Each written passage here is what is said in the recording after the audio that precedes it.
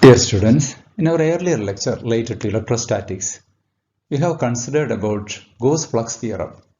The derivation of both integral and differential forms of Gauss flux theorem were discussed in detail. And it is also explained that Gauss flux theorem is very much useful in solving different problems related to electrostatics, problems having some symmetry. And this lecture onwards, we are going to discuss about some important applications of Gauss flux theorem. I think 2 or 3 lectures are needed to explain the applications of Gauss flux theorem, and we have to consider different types of symmetry problems related to this. And in electrostatics, we can identify different problems with spherical symmetry, cylindrical symmetry, and plane symmetry. So in the case of a charge distribution like a spherical charge distribution, we can see that the electric field is distributed with some spherical symmetry. Similarly, in the case of an example like a uniformly charged line conducting cylinder or line, etc., there is a cylindrical symmetry. And also in the case of a charged sheet, plain sheet of charge, we can identify a plane symmetry. So depending upon the problem, we are able to use different types of Gaussian surfaces in order to find the electric field due to such problems. And in this lecture, we will discuss about the spherical symmetry related problems. Okay, let us start.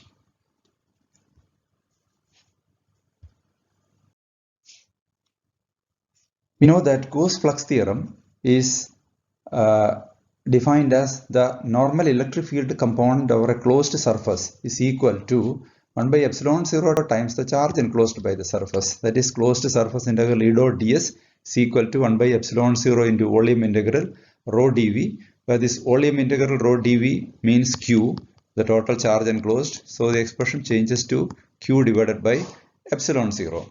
And the 3 types of symmetry cases that we are going to discuss as the application of Gauss flux theorem are that a spherical symmetry case, then cylindrical symmetry is there, plane symmetry is there. And in this lecture, we will discuss the spherical symmetry only. Now, under the category spherical symmetry, we have to consider 2 cases. The first case is that of a uniformly charged dielectric sphere. And the second one is a charged conducting sphere.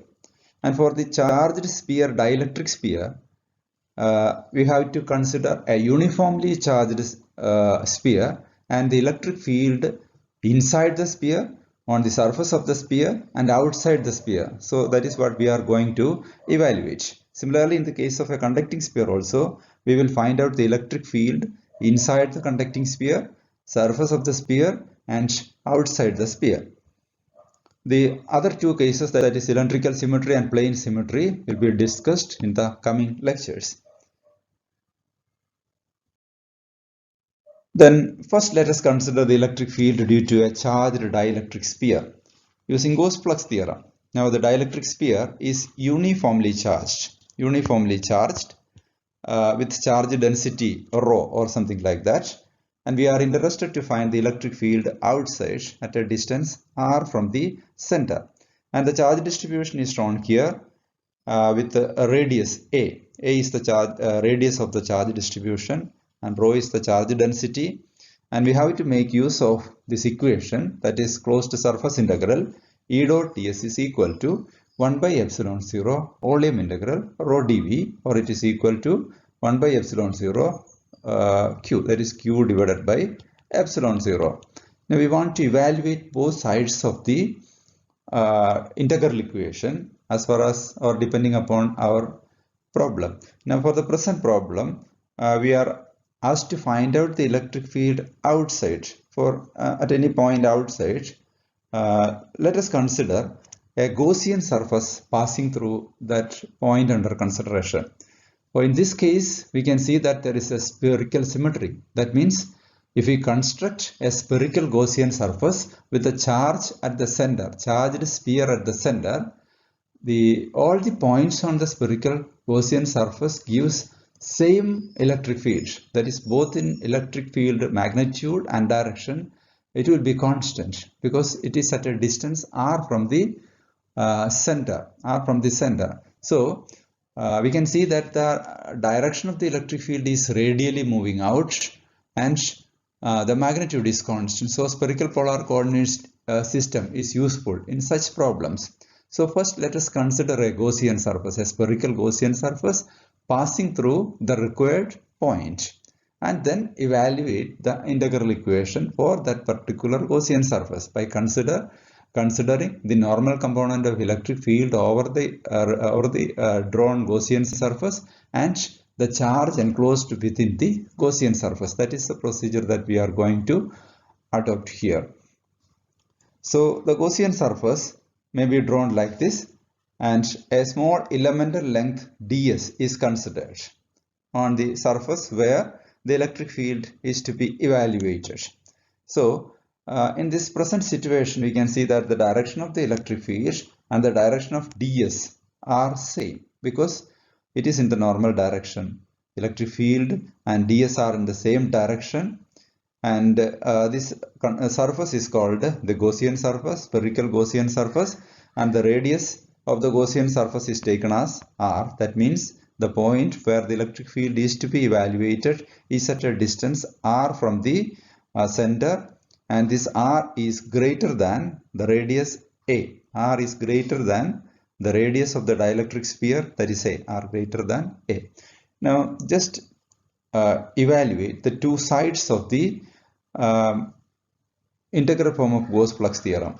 Now it is not necessary to draw a shaded diagram like this. Just draw a figure like this, that is a Gaussian surface in the form of a circle or a dashed line or something like that. Instead of drawing a shaded figure, this figure will be more legible. So that is why I am drawing like this, this figure also. Now just expand the two sides of the equation. Surface integral E dot ds is equal to 1 by epsilon 0 volume integral rho dv. Let's consider the right hand side. On the right hand side, we can see that volume integral rho dv is nothing but q. That is, the total charge is inside the Gaussian surface. There is no need of considering it in terms of the distribution. The charge per unit volume is given as rho, and we can see that the total charge is equal to 4 by 3 pi r cube rho, that is 4 by 3 pi a cube rho, 4 by 3 pi a cube rho, that is q is equal to 4 by 3 pi a cube rho. Actually this is the expression for total charge within the Gaussian surface, but this is equal to q, it is given like that. So we only need to substitute q instead of substituting the total charge in terms of the charge density rho. Now coming to the other side, that is closed line integral E dot ds may be expanded as surface integral E dot ds may be expanded as surface integral E into ds, because E and ds are in the same direction. So only the magnitude need to be considered. So it becomes E ds, and we know that on the surface of the Gaussian surface, the spherical surface, the electric field is constant everywhere. So simply take E outside, E into surface integral ds. And the surface integral ds is nothing but the surface area. And for the sphere with radius r, the surface area is given by 4 pi r square. So E into 4 pi r square. Now substituting the two values on the integral equation, we will get this equation as E into 4 pi r square is equal to q by epsilon 0. Now simplifying, EO stands for the field outside. E outside, EO is equal to q divided by 4 pi epsilon 0 r square into unit vector r. That means the field is directed along the radial direction. So EO is equal to q by 4 pi epsilon 0 r square into unit vector r. That is the expression for electric field outside the dielectric sphere, uniformly charged dielectric sphere. While deriving this expression, we observed that the final expression is exactly similar to that corresponding to a point charge.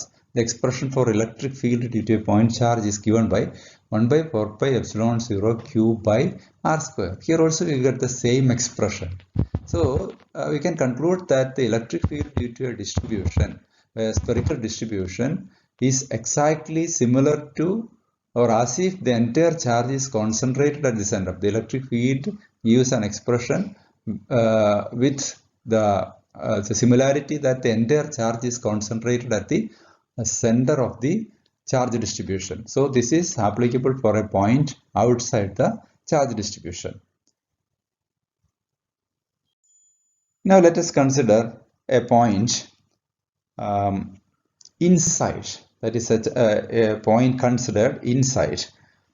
The charge distribution is same as the previous case, and the Gaussian surface considered inside is at a distance r. As usual, r is taken as the same variable vector. In this case, r is less than a. The previous example, r is greater than a, but here it is r less than a. The Gaussian surface, the spherical Gaussian surface, is with volume less than that of the charge distribution. Here also, we have to evaluate or expand both sides of the integral equation to find the electric field inside the Gaussian surface.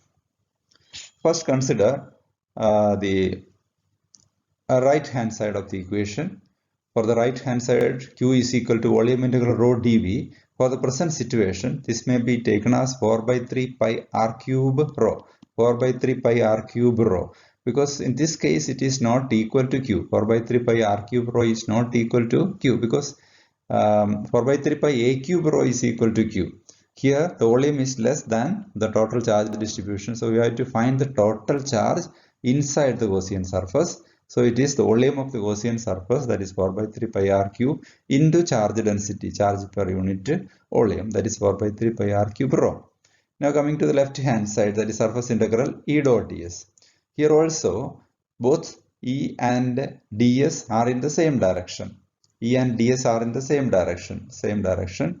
So we can write it as surface integral E into ds only, or E can be taken outside as explained earlier, that is on the surface of the Gaussian sphere. The electric field is constant everywhere, so in both magnitude and direction. So we are taking the magnitude outside and take the surface integral ds. The surface integral ds is nothing but the surface area of the Gaussian surface, and for the present case it is equal to 4 pi r square. And when substituting in the integral equation, we get it as E into 4 pi r square is equal to 1 by epsilon 0 into q, and q is 4 by 3 pi r cube rho. Now let us simplify this to get the final expression. E is equal to 1 by 4 pi epsilon 0 r square into 4 by 3 pi r cube rho. Now cancelling this 4 pi etc. and r square, this 4 pi, then r square, then we will get it as r rho, that is here r and rho are remaining, here epsilon 0 and 3. So r rho divided by 3 epsilon 0. This is the expression, the last expression. That is for EI, the electric field inside the Gaussian surface due to a charge distribution is given by EI equals R rho divided by 3 epsilon 0.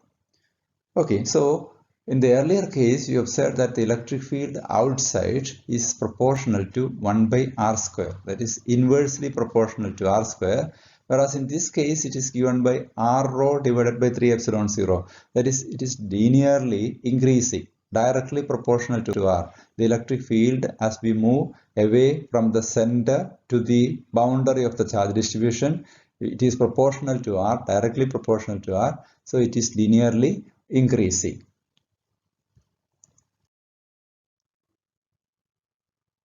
The third case is related to a point on the surface, and here also we have to evaluate for the Gaussian surface, and for the present situation we have to draw the Gaussian surface over the surface of the spherical distribution itself. So here it is shown by the dotted circle.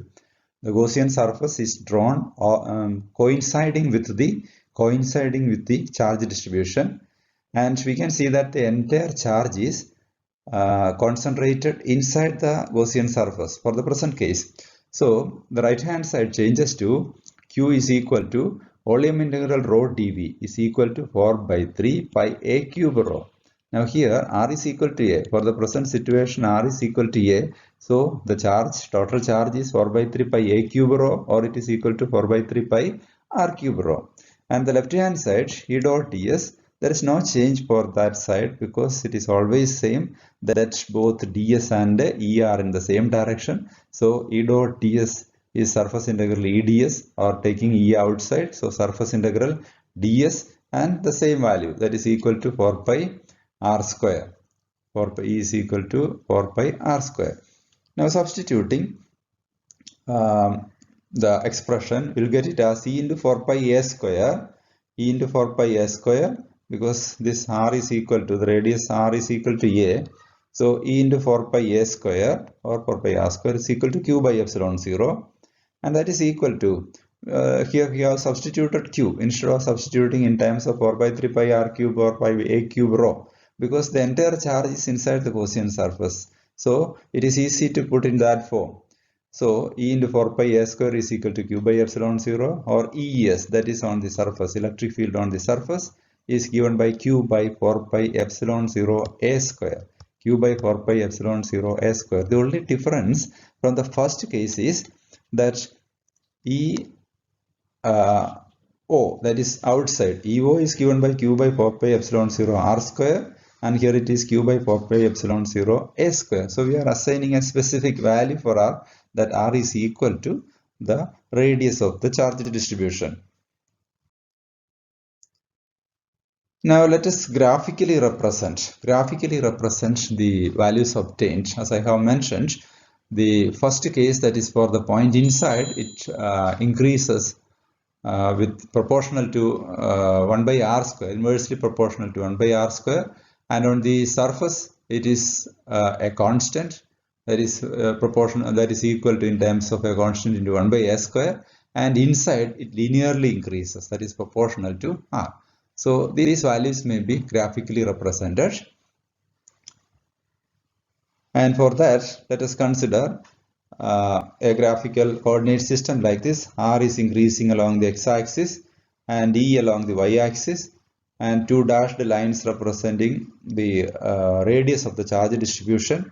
And we can see that the expression, the first one represents the field inside, it is proportional to r, so linearly increases. So this side is proportional to r, linearly increasing, and the second one becomes a constant, that is maximum, q by 4 pi epsilon 0 a square, and for points outside we can see that it decreases, or inversely proportional to r square. So here it is proportional to r, that is for inside it is proportional to r, and for outside it is proportional to 1 by r square. And this is the graphical representation of the charge distribution, the electric field due to a spherical dielectric charge distribution. As the next case, let us consider a conducting sphere. There is no much difference between the two cases. For the dielectric sphere, we have evaluated EO, ES and EI. The present case, the conducting sphere of radius A. And the only thing that we need to remember is that when a charge is given to the conducting sphere, whether that may be a solid conductor or a conductor in the form of a shell, we can see that the entire charge resides on the surface of the conductor. So inside there is no charge. So for any Gaussian surface inside, there is no charge within the Gaussian surface. So there the expression for the field inside should be modified, but no change for the electric field outside or on the surface.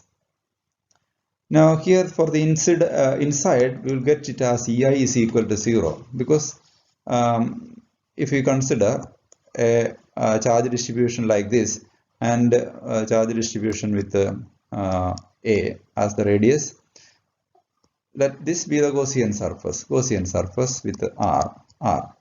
Then we can see that the charge is only on the surface, charge resides only on the surface with charge density sigma. And here inside this Gaussian surface there is no charge present. So Q is equal to 0 in this case. So this side is equal to 0. So simply E is equal to EI is equal to 0. Electric field inside the Gaussian surface is equal to 0. So inside the conducting sphere the electric field is 0. Now for the second case, let us consider the electric field on the surface.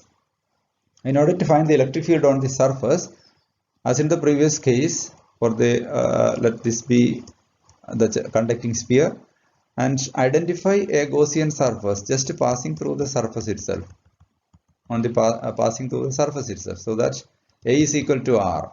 Gaussian surface is this, so R and A are same. So evaluating, as in the previous case, we can see that there is no change for the electric field, for the whether it is a conducting sphere or the dielectric sphere. We can see that the total charge is within the Gaussian surface. In the first case, that is for the dielectric sphere, it is represented in terms of rho, that is 4 by 3 pi a cube rho. But for the present case, it is not like that. That is the only difference. That is in the form of some 4 pi r square. That is surface integral, the surface area of the sphere only into sigma. So anyway, the final expression remains as such, no change. And coming to the third case, that is a point outside, we can see that there is no difference. As in the previous case, we can draw the sphere with the positive charges here and there on the surface.